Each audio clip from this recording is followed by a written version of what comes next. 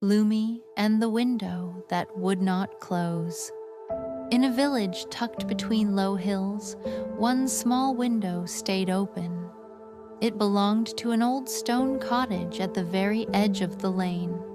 The other houses had their shutters fastened tight, their chimneys sleeping. But this window let the night air drift in and out, carrying the scent of pine and distant rain. Lumi passed by on her quiet rounds. Her lantern made a golden path along the cobblestones. She saw the open window right away.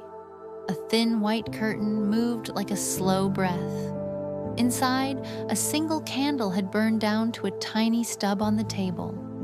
No one was awake. The room was empty and peaceful. Lumi drifted closer. She floated just outside the sill. The night air felt cooler here, slipping past her like silk. She looked in. On the windowsill sat a small wooden bird carved long ago. Its wings were spread, but it had never flown. Dust lay soft on its back. Lumi reached in, very slowly, very carefully, and lifted the little bird. She held it in both hands. It was light, almost weightless. She blew the finest breath across its wings. The dust lifted away in a tiny cloud that sparkled for a second in her lantern light.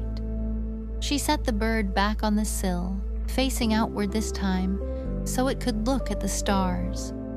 Then she turned her attention to the window itself. It was stuck, not broken, just stubborn from years of rain and sun and quiet forgetting. Lumi placed both palms against the wooden frame. She did not push hard. She only rested her hands there and breathed. In and out, in and out. Her breath was warm. The wood felt the warmth. Very slowly, so slowly it might have been imagination. The frame loosened.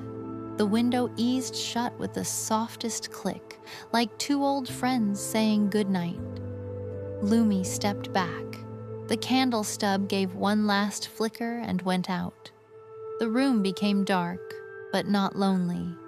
The little wooden bird now faced the closed window, and beyond it, the night sky it could no longer see, but could still feel. Lumi lifted her lantern higher. The light brushed the closed window one last time, leaving a faint golden memory on the glass. She turned and continued down the lane. The village slept deeper now. Even the wind seemed to tiptoe. Tomorrow night, Lumi will return. Lumi's light is warm and bright, keeping us safe through the night. Breathe in slow, breathe out, my friend. Sweet, sweet dreams until the end. Good night to you, good night to me. Good night to the stars we see. Good night, little star, so high. Good night, Lumi. Close your eyes. Sweet dreams to all the little listeners.